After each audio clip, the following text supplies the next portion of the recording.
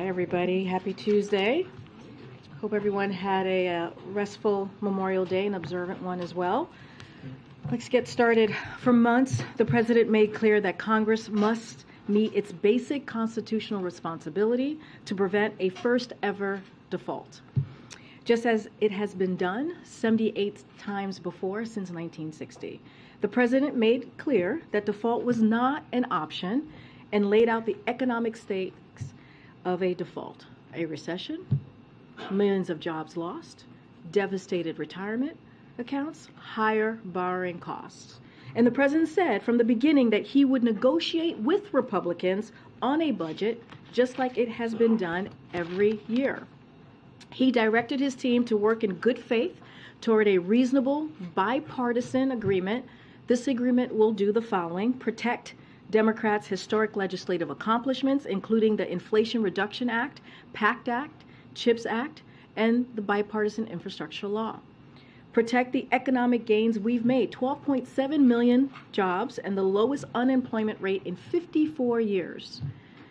Ensure we have the same level investments in the middle class as we did in fiscal year 2023. Protect healthcare and not push people into poverty. Block devastating cuts to law enforcement, public safety, and education as well. Negotiations require give and take. No one gets everything that they want. That's how divided government works.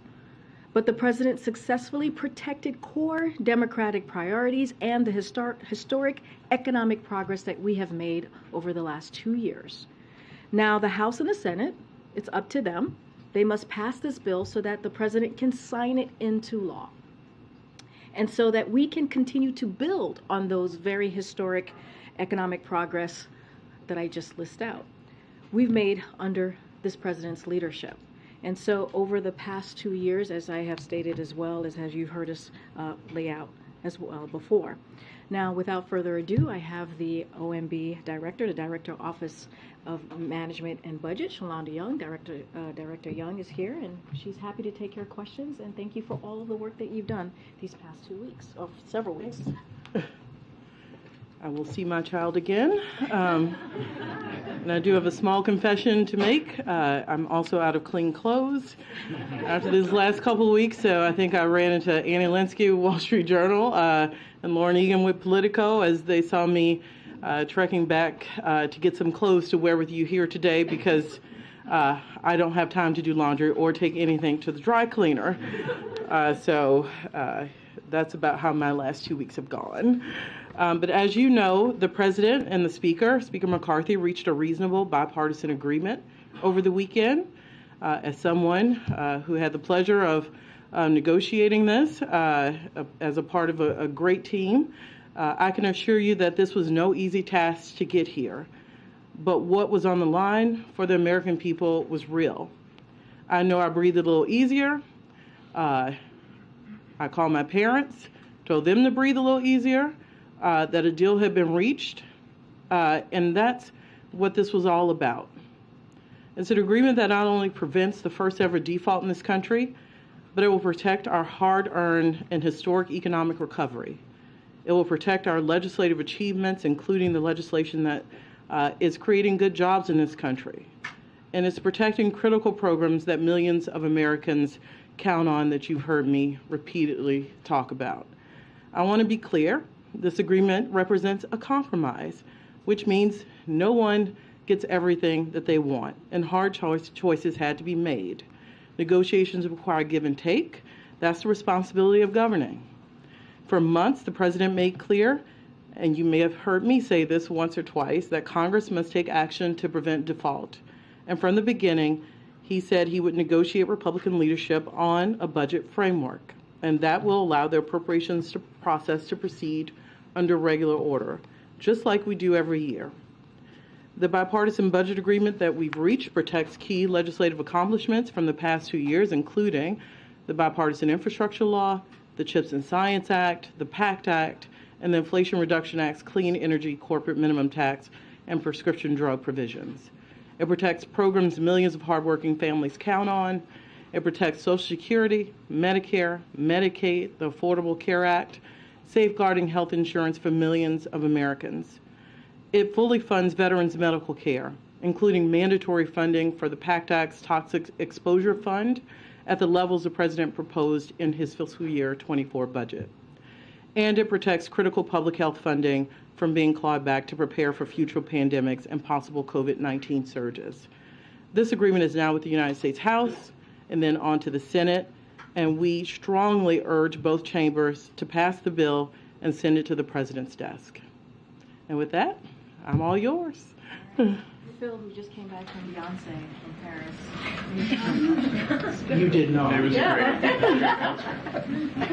It was my wife's 40th birthday present. That's not bad. I feel this right now.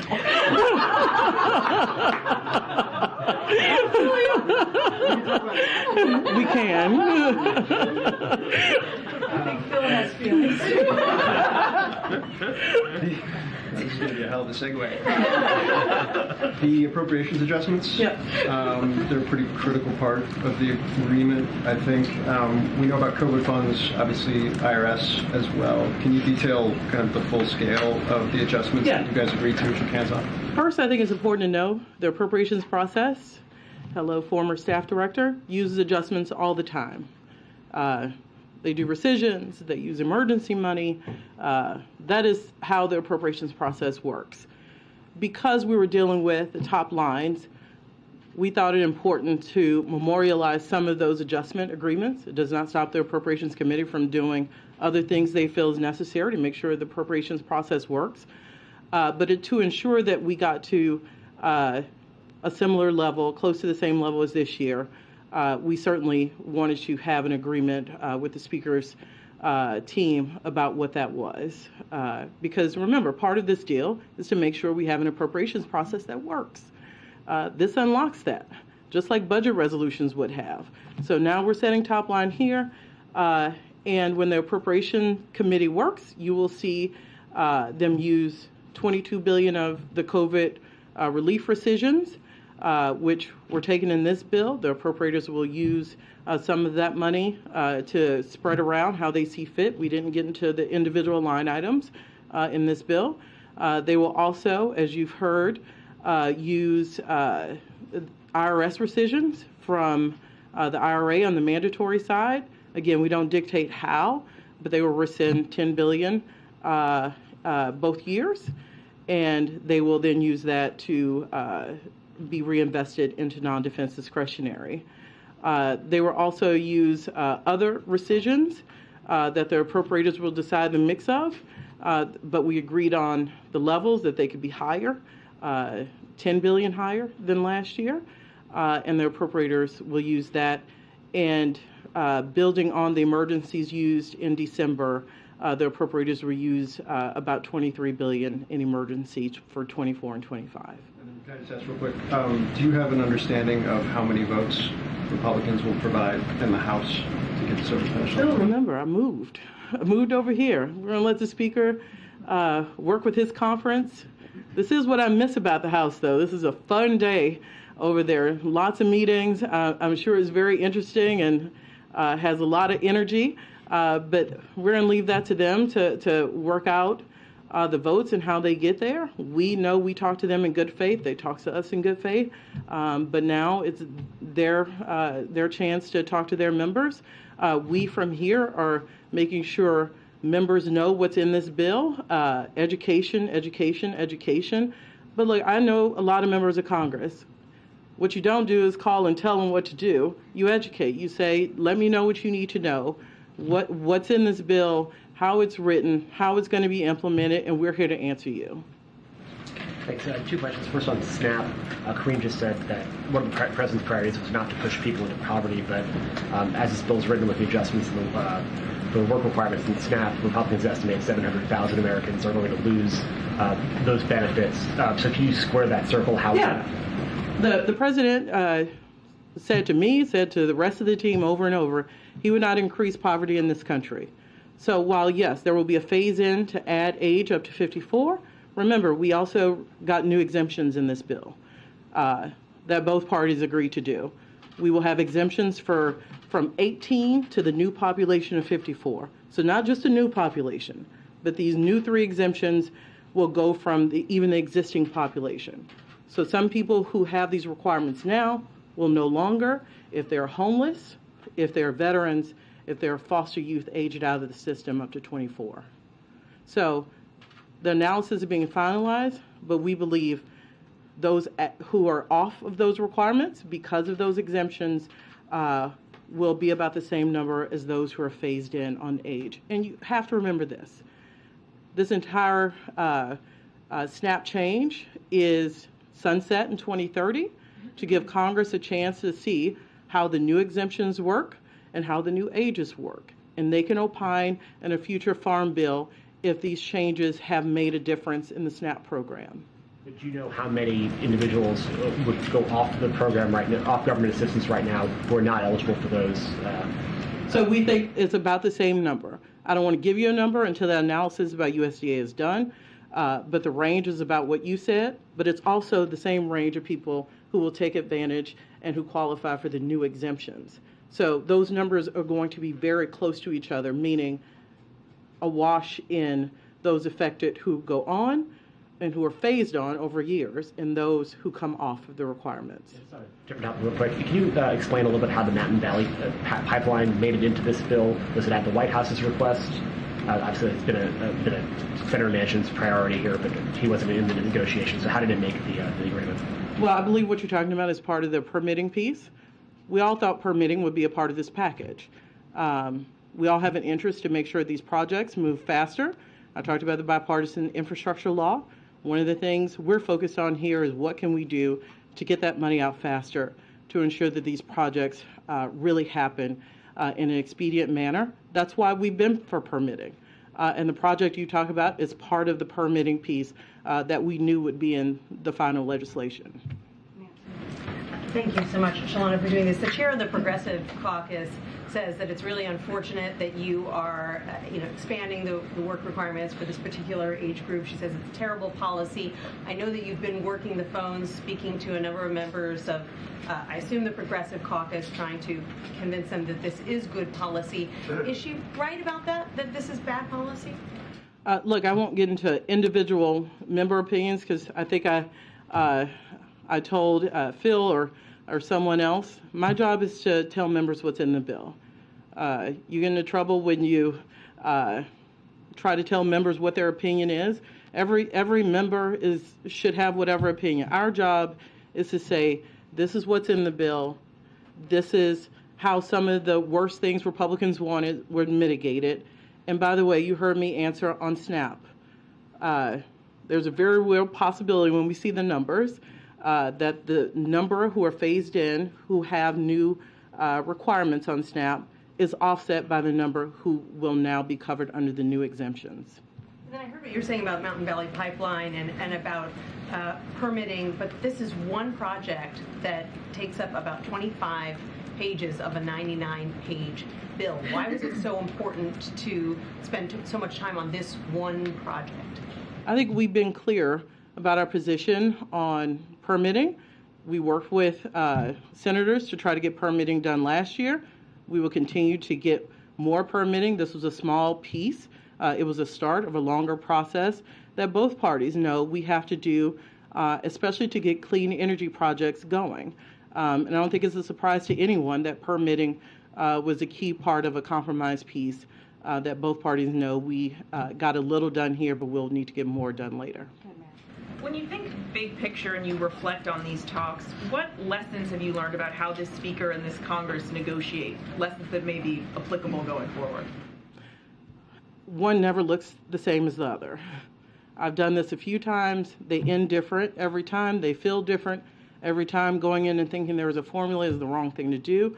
Different people in the room this time. I'm used to being in a room with appropriators and a little leadership. So it's just always different. And you got to be flexible. The most important thing is to know what they have to have. You have to be clear about what you have to have. I want to know their value statements, and they need to know mine. And we have to find a middle ground. They shouldn't have to compromise their values, and neither should we. That is a bipartisan compromise. I know what's a reach. I may try it, but I know what's a reach. They try with me to see maybe if I'm asleep or not. But at the end of the day, we both have to find a way to protect each other's core principles, like not increasing people going into poverty in this country. And that's how you get to a bill a day. And first and foremost, I've said this, I think, in this room. I have always thought the majority of members, Democrats and Republicans, did not want to take us even to the brink of default. I think this bill shows that that assessment was correct, and we have to keep our eye on the prize that passing this bill, getting it to the president, avoids the catastrophic thing that would hurt millions of Americans. And there's a reason world leaders were worried about this. This would impact the global economy. Thank you, Karine. Director Young, you talk a little bit about the calls that you've been making and that other members of the administration have been making to members of your own party. What is the mood or the tenor on some of those calls, and where realistically is the whip count among Democrats right now? Remember, I worked there a long time, so the mood and tenor, I tend to get patched in with people's children so I can say hello to people I haven't seen in a long time. So it is a catch-up time for me, and these are friends of mine, and I play it straight with them, and they play it straight with me. And I have a long relationship with a lot of people, and that means I'm honest with them, and they're honest back with me. And again, this is education. I play it straight with folks. They will make their own determination, and it's incumbent upon us to make sure they know every single detail in those 99 pages. Leader Jeffries said that Republicans had pledged 150 votes. Is that still the case, and can Democrats provide 70? I'll let them figure that part out. All I know is when you enter into good faith negotiations, you don't negotiate to see a bill posted. You negotiate to make sure it gets to the president's desk, and we'll fulfill our part when it gets to the president's desk. How concerned, Director Young, is the White House right now about the growing Republican opposition that threatens the compromise on the table from a procedural standpoint in the next couple of hours? Look, this is not, the House is not very different from when I was there. You have to have some faith in the governing majority, which I do, because I have a lot of respect for members on both sides of the aisle, to do what's best for the American people, and that is not some Pollyannish thing. I know them, and I've always thought we could get here if we let the extreme go away. Like a lot of the things in the Republican bill just were non-starters. I get it, but we just cannot do that, and they know that. But at the end of the day, more people than not knew that threatening default, would have been bad for America. The 12 million jobs added, record low unemployment, undoubtedly, that would have been wiped out almost immediately, and that would have been unacceptable. What does this mean for future negotiations in a sharply divided Congress, as you've been talking about, in terms of the level of confidence you have that there's enough goodwill that we won't just be back in this same position later this year when it comes to avoiding a government shutdown, or just a repeat of this scenario with different stakes? Yeah, look, I think I've been honest with you. I have always, during this process, worried about the 3 months from now. And I represented that. Whatever these top lines were, they had to allow an appropriations process to at least try. We couldn't do things that were so draconian that we knew we'd be back here. I love them. Those are some of my old offices I got to sit in, but I also like seeing my child. And we don't have to do these things where we make the American people very nervous, even though we know we're going to get there. So one of the goals here was like, let's try not to do this again. Let's set up a top-line regime that allows the appropriators a fighting chance, because it's hard, even in unified government, to get all 12 bills done. And I think we reached the sweet spot in this agreement to give the appropriators the tools they need to get started, get that appropriations process unlocked, and have a fighting chance to get bills done by October 1st. Is there a mechanism for increasing defense spending if that is deemed necessary? They would have to change any of these numbers in the caps. You would have to go amend this bill. So If you spend, the idea of caps is if you spend more than them, they're sequestered. To change defense or non-defense, one would have to change this law. There's been some suggestion that the X date might move around in the final week. A Republican member said he'd heard it could move to June 8th. He knows more than I do. He knows more than I do then, because I don't have that indication. In terms of Ukraine funding, do you expect this bipartisan deal to have any impact on the administration's ability to get more funding for Ukraine? I do not. In the months we've said. I do not.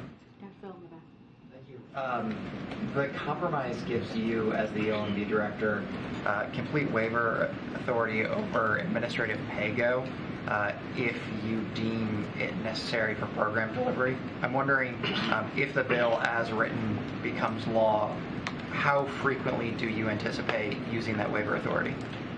Look, it's impossible to know the frequency, but I do know we negotiated all of this in good faith. We will follow the processes laid out in the law on pay-go, and if that waiver is deemed necessary to make sure President Biden's agenda is carried forward, we're going to use that authority. But we will have a process to follow the law as it's written. Thank you. Thanks. Can you explain to student loan borrowers who might be confused about what's been agreed to here, how the Supreme Court decision may implicate that, and explain the President's continued commitment to forgiveness now? Yeah, thank you. Because I want to be clear, because as someone who owed a lot of money once upon a time in her life, people need certainty here. There are the court cases, which this bill does not deal with, so that continues to be where it is. Supreme Court will opine on the President's action to forgive $10,000 in student debt and $20,000 for those with Pell Grants. But in this bill, even though House Republicans' bill sought to do away with that, we saved it in this bill. So there's nothing on that in this bill.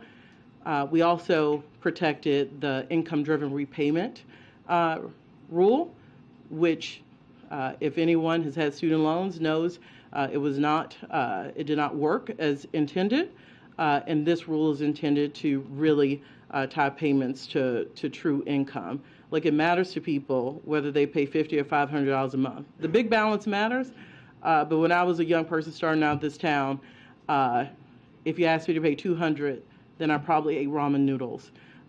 If it was $50, maybe I could go out a little. So that balance, this is an important rule to make sure people have a little breathing room every month, and that was protected in this law. The one thing is this bill does end the payment pause, but very close to the time frame we were going to end it as an administration when it comes to repayment. Yeah, you talk about this as a compromise. I'm wondering if you could talk about what you lost on. Look, when the American people win and we avoid default and retirement accounts are not in flux and the global economy is not crashing, I'm going to call that a win every day. Individual people have issues with different parts of the bill. You've heard some of your colleagues bring up concerns that some members have. I have to look at what was our ultimate goal. And we are in divided government. This is what happens in divided government. They get to have an opinion, and we get to have an opinion. And all things equal, I think this compromise agreement is reasonable for both sides. And that's what we sought. Protect the American people from the worst possible outcome, first ever default. Allow Republicans to have some curbing of spending, which is flat line for non-defense discretionary, and we move on and get an appropriations process that works. And I think that's a good middle ground. Just one more. Given that this process brought the U.S. to the brink, and this process isn't quite over yet, has there been any reconsideration of doing away with the debt ceiling at some point? Is there, late at night when you had no laundry or at other times, where is the administration thinking on the usefulness of having a debt ceiling? Right now, I'm thinking about how quickly this can get to the president's desk, and we can avoid default, and not only avoid default for a little while until 2025, which is what this bill does. And it does give us some breathing room not to enter into these chaotic circumstances which would bring uncertainty to the American people. That's where I'm focused. Dr. Young, progressives would say that you lost on several provisions: permitting reform, work requirements, spending cuts that they view as harmful. Congresswoman Jayapal said today that the CPC wants to immediately sit down with the president and talk about what the next 2 years are going to be like. So does the White House feel, as a result of the way this process played out, that it has some work to do with repairing relationships with progressives? And would the White House also like to set up a meeting like that? Look, I don't do the president's schedule. I'll let other people opine on who he will meet with and when. What I will say is I've worked in many divided government situations. I think this is where you would expect a bipartisan agreement to land. It's just the reality. There's not unified government. They have ideas. We have to listen to them. We have to talk about it. We have to find a place that is not harmful for the American people or try to stave off the worst. I think we did that. And so we have to look at the big picture. That's what I'm going to do over the next 2 years. What can we do to find common ground, work together? This president has a history of bipartisanship, including over the last 2 years, including on veterans, PACT Act, and bipartisan infrastructure law. So there's opportunity to work together here. And we have seen that over the last 2 years with this president, Republicans, and there's opportunity to keep that going. You've said a couple times that the agreement represents a compromise, and you said it's reasonable for both sides. But does the president feel like he came out ahead with this deal? The American people came out ahead. When you go into these things, what are you doing it for? Sure, there are some days where I have to slap myself and you're like, let it go. It's fine. The point is to avoid default, not hurt American people in the process by having draconian changes like we saw in the Republican bill on Medicaid, which we did not carry forward.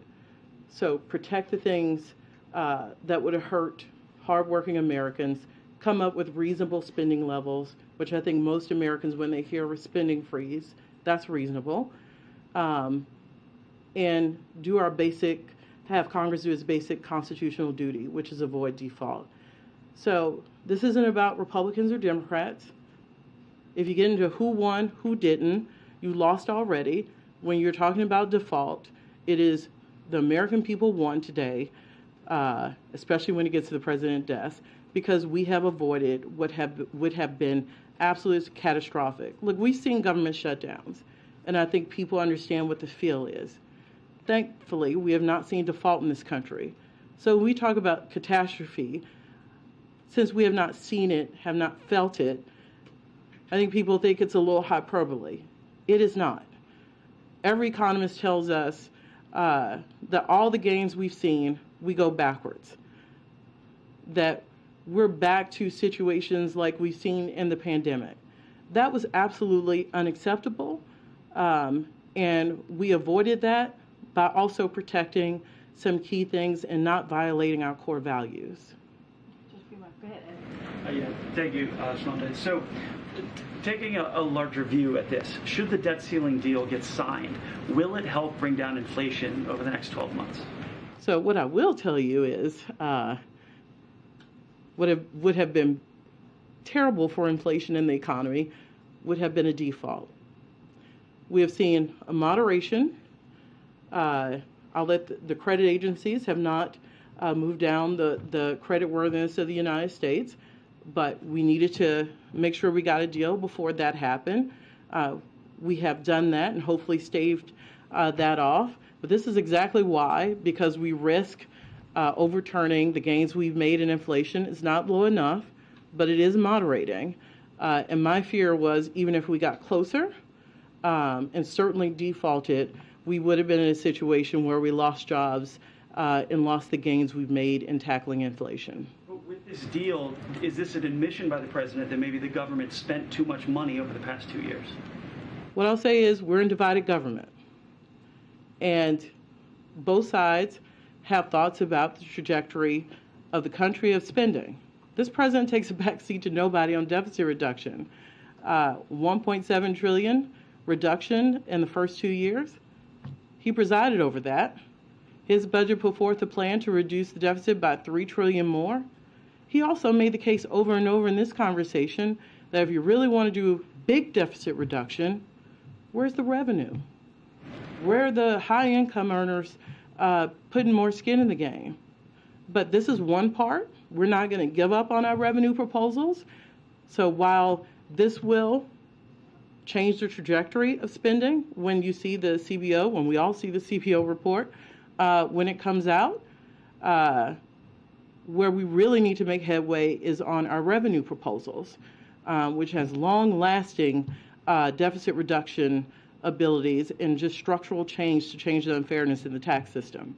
Most of that 1.7 trillion that went off for the first 2 years was COVID spending that ran off, and the CBO says the deficit actually will increase. Next year it's 1.7, it was 1.4 this year, 1.7 next year, and then up to 2 point something in 10 years. Well, that assumes this president did not preside over getting COVID under control, that it was an accident, that he managed a vaccine program that was highly successful.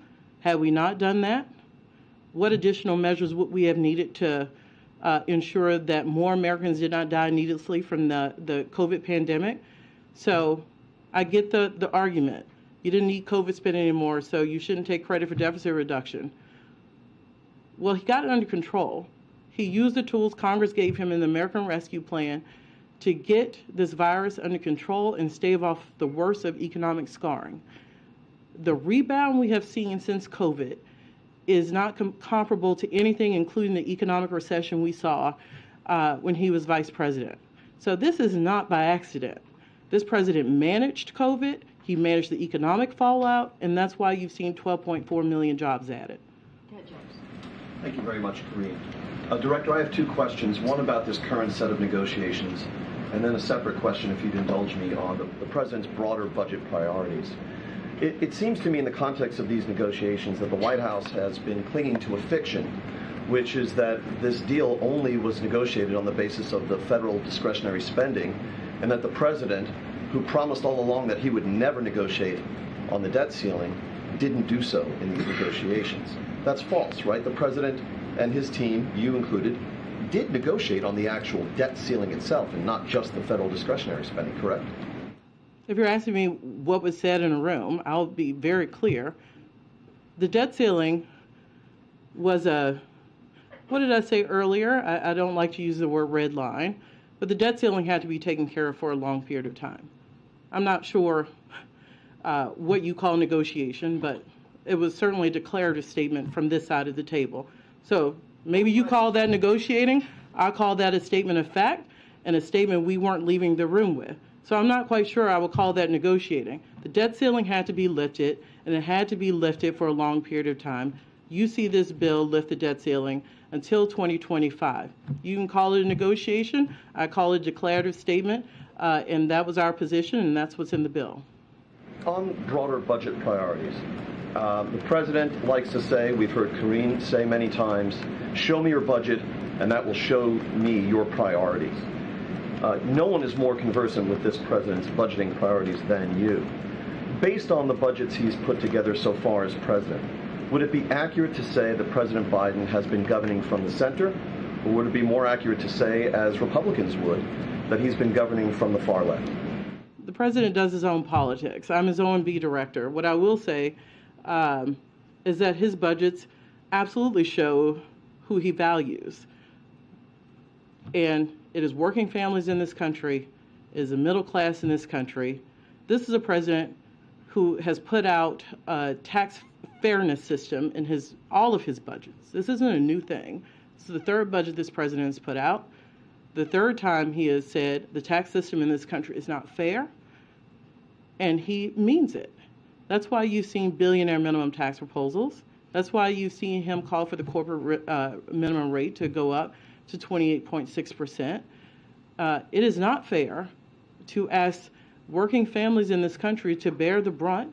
And by the way, that's not real deficit reduction. We have to have a fair tax system in this country. This president has put forth 3 budgets that have been very clear about his priorities there. And again, we're not going to give up on those. We're going to keep pushing on those. Last question. Thank you.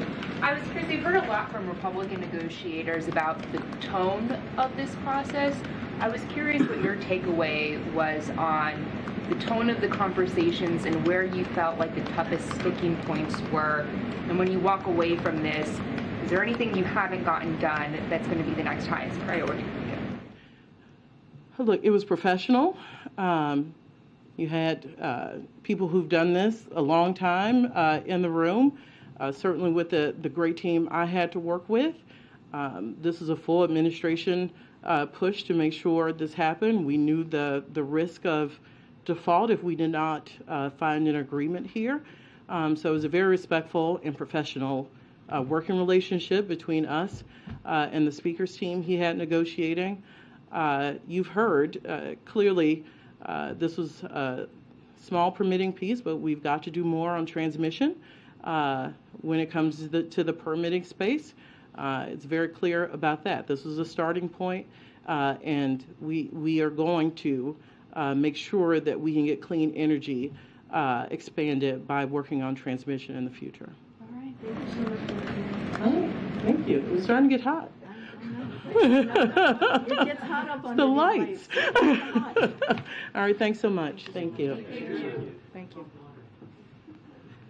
I didn't think she wanted to leave for a second. All right, I have one more thing at the top, and then I'll take a few questions.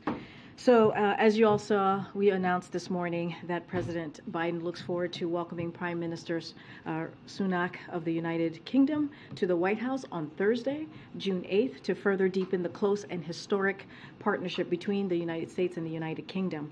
The two leaders saw each other most recently, as you all know, in Hiroshima at the G7, and they have met several times this year, including Belfast in April and San Diego in March as well. During the visit, the two leaders will review a range of global issues, including our shared support for Ukraine as it defends itself against Russia's brutal war of aggression, as well as further action to bolster energy security and address the climate crisis. The President and the Prime Minister will also discuss efforts to continue strengthening our economic relationship, as well as we confront shared economic and national security challenges. They will also review developments in Northern Ireland as part of their shared commitment to preserving the gains of the Belfast Good Friday Agreement. And to pre-exempt any questions that will come from here about a 2+2 press conference during the visit, both leaders are looking forward to hosting a joint 2+2 press conference on June 8th, so you certainly could expect that, should expect that from the two leaders on that day. Go ahead, Z. Thanks, Karine. There's some news from Georgia today from the former First Lady, Rosalynn Carter, has been diagnosed with dementia. I was wondering, did the White House have any reaction, and has the President spoken with either of the Carters recently or members of the Carter family? Well, thank you for the question. I can say that the Bidens have stayed in touch with President Carter's team to ensure that their family knows that they are certainly in the President and the First Lady's thoughts, and I will leave it there. And then, secondly, in regards to the attacks, the apparent attacks this morning in Moscow, has the U.S. ascertained whether American-supplied drones were used in that attack, that the Ukrainian government had knowledge of that attack, and then did last week's discovery of U.S.-supplied material in Volgograd in Russia does it give the President any concern about continuing to supply the Ukrainian government with military equipment that can be used on Russian soil? So, look, as you know, we've seen the reportings, we've seen the news, and are certainly gathering information about what happened to get a better perspective and some clarity about what happened. But I can speak to this more generally, as you know, and as a general matter, we have said this before. We do not support attacks inside of Russia. We've been very clear about that. We have been focused on providing Ukraine, as you've heard from the President, as you've heard from National Security Advisor and many colleagues from the NSC, my colleagues from the NSC, with the equipment and training they need to retake their own sovereign territory, and that's exactly what we've done for this past more than a year now. And if you look at where we are today was also Russia's 17th round of airstrikes on Kyiv just this month alone, the month of May, which we're almost clearly done with, many of which have devastated civilian areas as Russia continues its brutal attacks against the people of Ukraine. So Russia started this unprovoked aggression, this unprovoked war against Ukraine. Russia can end this at any time. You've heard us say this many times from this podium. They can withdraw their forces from Ukraine, and instead of launching these brutal airstrikes against Ukraine and in their cities and on people every day. So we've been very clear about that. Does the president believe that Ukraine risks losing the moral high ground in this conflict if it strikes at potentially civilian targets in Moscow? So look, I'm going to be very clear. We're gathering information. I'm not going to get into hypotheticals from here. We do not support the use of U.S.-made equipment being used for attacks inside of Russia. We've been very clear about that, and we'll continue to do that. And we have been clear, not just publicly, but privately, clearly with the Ukrainians, but not going to get into hypotheticals. We're going to look into, gather information to see exactly what happened so we can get some clarity. But as I said, we've been very clear. Go ahead. Have you spoken to Ukraine about this attack yet? I don't have any calls to preview at this time on any specific conversations that have been had by this administration to Ukrainians. All I can tell you is we've been gathering information about exactly what happened. Separately, what happened with Defense Secretary Austin's plans to meet with his Chinese counterpart in Singapore?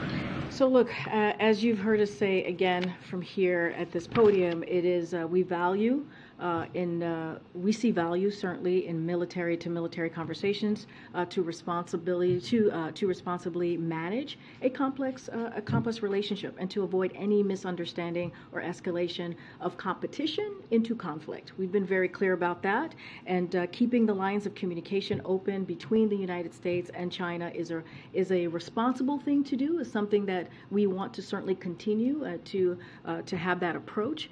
Anything else, I would certainly refer you to the Department of Defense.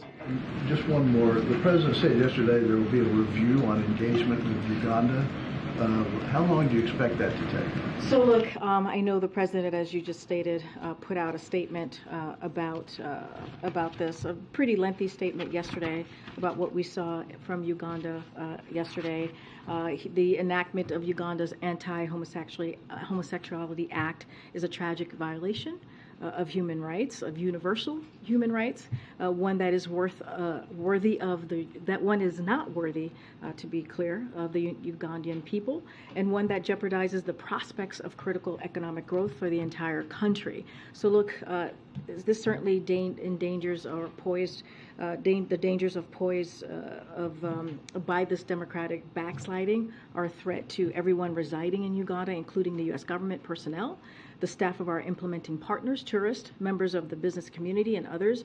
And so, as we consider, and we, as the president stated in his statement yesterday, additional steps, the National Security Council and other U.S. government agencies are evaluating the implications of this law and all aspects of U.S. engagement with Uganda, including our ability to safely deliver services under the U.S. President's Emergency Plan for AIDS Relief, PEPFAR, as we call it here, as you all have reported on, and other forms of assistance and investment. Again, we're going to review that. We're going to take a look at that, and just don't have anything to share on what when that review will be done and exactly what steps we're going to be taking. Just thanks for blowing me up. I know, but I have a question for you. What's your favorite Beyonce song? There's too many to list on camera. Smart answer. Smart answer.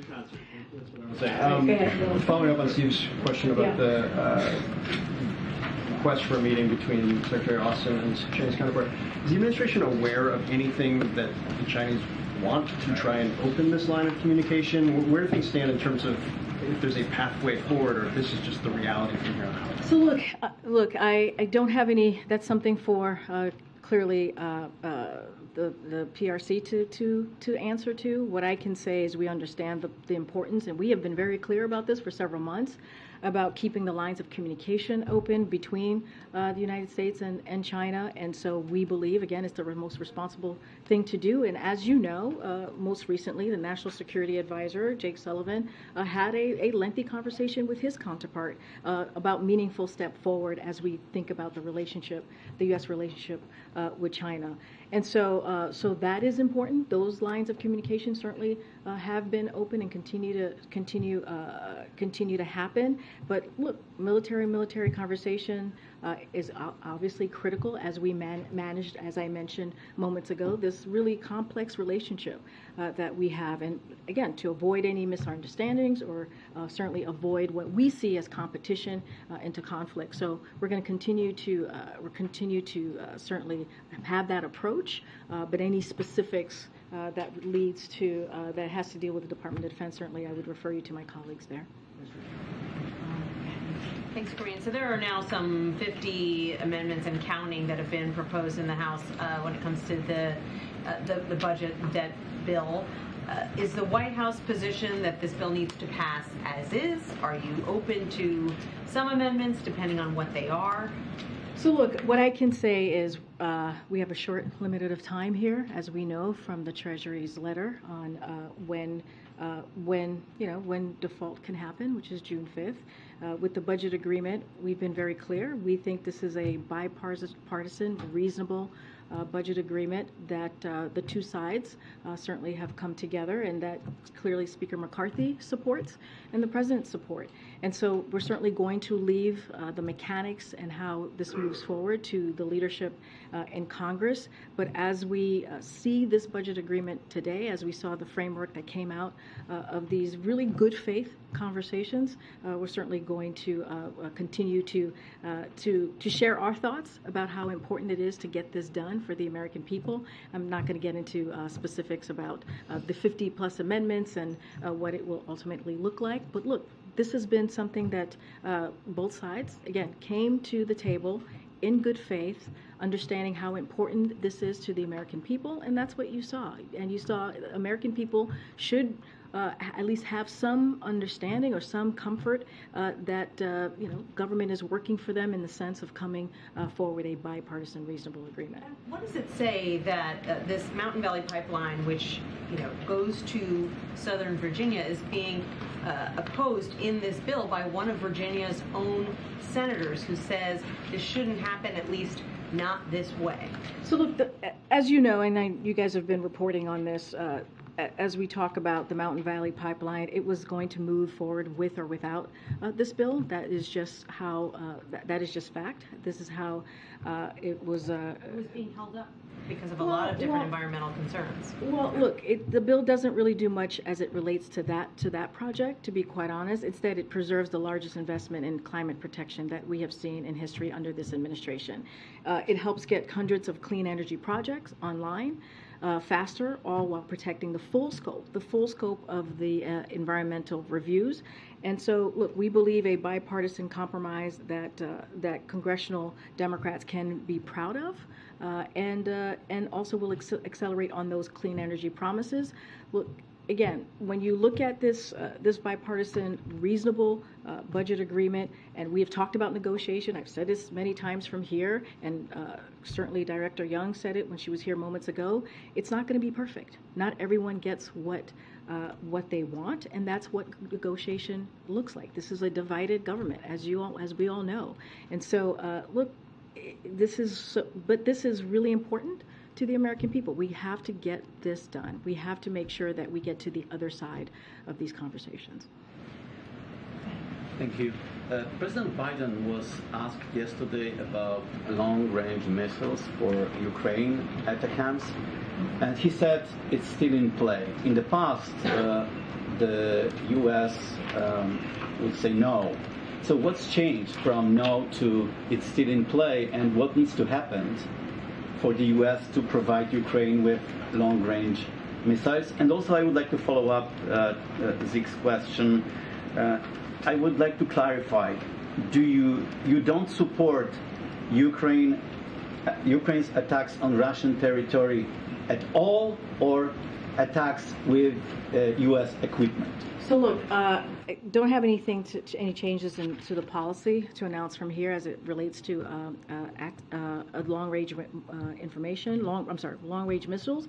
Look, as it relates to the drone attacks that we saw in Moscow, we've been very clear. We're going to gather information and see exactly what happened. So just want to be very clear about that.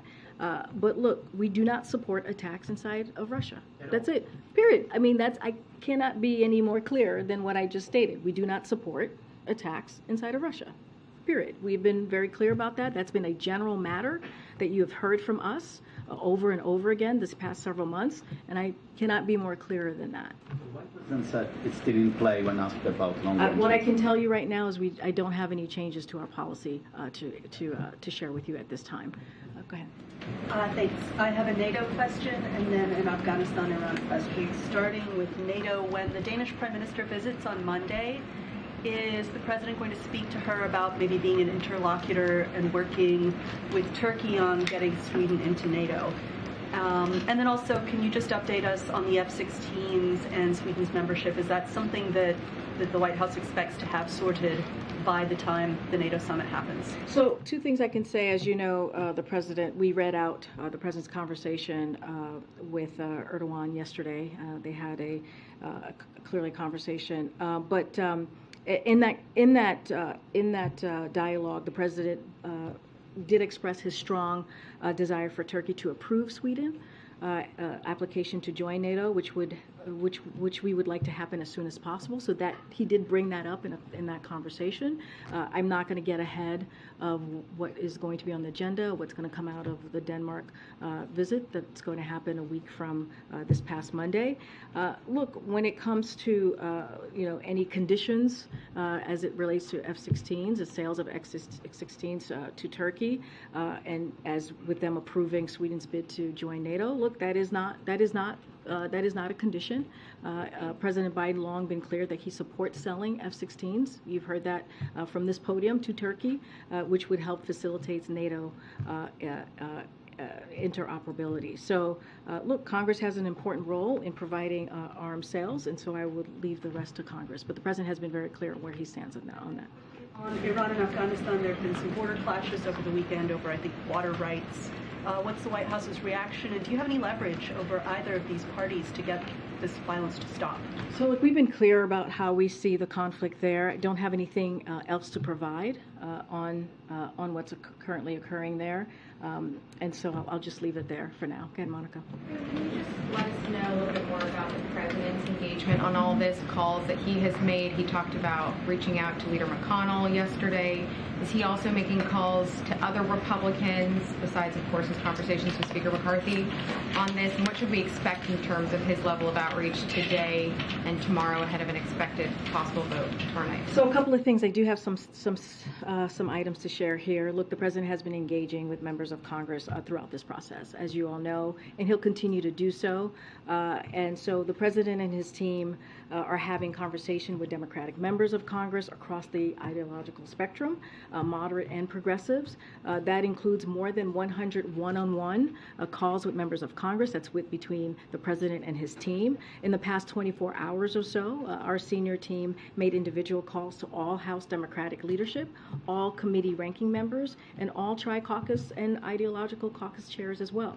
So we have hosted numerous separate briefings on the entire bill for the House and Senate Democrats, as well as 6 issue-specific briefings for House Democrats on energy policy, appropriations, TANF, and SNAP.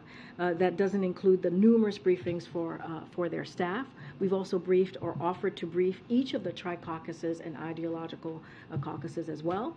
In addition, our policy experts have had numerous conversations with members of their staffs to answer specific questions about the bill that members have had. And so again, we've been in constant contact with leadership from both parties in the House and the Senate to provide information. As Director Young was stating, is that their job is to provide information on the facts and what they know and how we can make sure that they have all of the details that they need.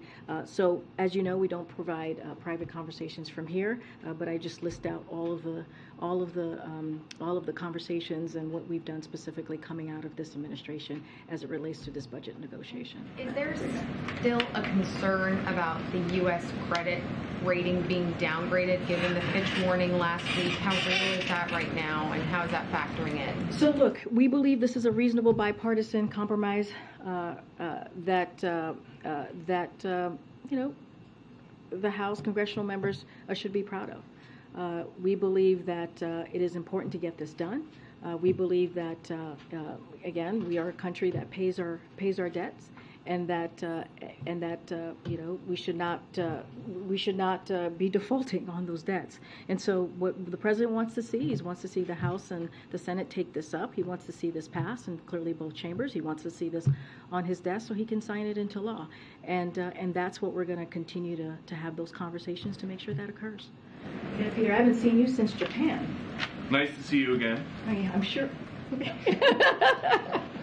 You can say it's nice to see me. It's nice to see you too, Peter. It's been more than a month since the re-election announcement. Is President Biden going to hold a campaign event ever? So I will say this to you, Peter. As you know, we follow the rule of law here. We believe in following the rule of law as it relates. Hold on, as Not it relates. asking you to weigh in on the impact of the election, just his schedule. You'll have to schedule around rallies. I'm about to answer your question here. As it relates to anything that is connected to the campaign, any rallies, any events, any endorsement, anything that is connected to the 2024 re-election, that is not going to certainly come from here. That is going to come from his campaign or the DNC or the DNC. So you can't say if he will be campaigning for re-election. I'm just not going to comment from here. And then on 2024 re-election. Another story. The Hatch Act does exist. A group of experts now say that AI poses an extinction risk right up there with nuclear war and a pandemic. Does President Biden agree? What I can say, you're speaking to the letter that was provided today, made public. And so, look, the president and the vice president has been very clear on this as it relates to AI. It is one of the most powerful technologies, right, that we see currently in our time. But in order to seize the opportunities it presents, we must first mitigate its risk, and that's what we're focusing on here in this administration. As you know, the AI, we brought some CEOs here recently that the president and the vice president hosted to the White House to reiterate their responsibility for these specific companies, have to ensure that products are safe before they are released to the public. And so I will leave it there. I know there's a letter that went out today from Elon Musk and CEOs. I will let the public read that letter, but again, we have been very clear on that, how companies need to be responsible as it relates to AI. It's been months. Great. Thanks, Karine. Following up on the question about Erdogan and President Biden's call, yesterday the president said that when it refers to Sweden's membership in NATO, we're going to talk about it next week. Do they have another call scheduled? Do you know what that refers to? No, I don't have a call to read out to you at this time. Okay, and then Florida Governor Ron DeSantis. But let me just say, as I just stated, the president did bring that up in their conversation. Sure. Florida Governor Ron DeSantis said late last week that he would take an aggressive approach to issuing pardons to January 6 rioters if elected to higher office. Given the recent sentencings of members of the Oath Keepers, including 18 years in prison for leader Stuart Rhodes, who DOJ called the architect of the plan to storm the Capitol, do you have any comment on that proposed use of clemency? So look, I'm going to be very, very careful because he is a candidate in the 2024 presidential election. So going to be really mindful to not respond directly to the governor in this case. But we've been very clear. We've been very clear. This president has been very clear as it relates to January 6th. It was one of the darkest days in our democracy, and we need to get to the bottom of what happened. As we know, there were law enforcement officers that were injured, that were harmed, and what we saw was devastating. On that day was devastating. So we need to get to the bottom of this, but I'm certainly not going to respond directly to a 2024 presidential candidate. Yeah. Okay. One more. Go ahead. Thank you so much. So Elon Musk is in China today, meeting with the foreign minister, announcing new investments. In November last year, the president said that Elon Musk's relationship with foreign countries are, and I quote him, worth looking at. So is the administration looking at Elon Musk's relationship with China, and what conclusions does it I draw? just don't have anything to add or go beyond what the president said. Okay? Thanks, Okay. everybody. I'll see you tomorrow. Thank you.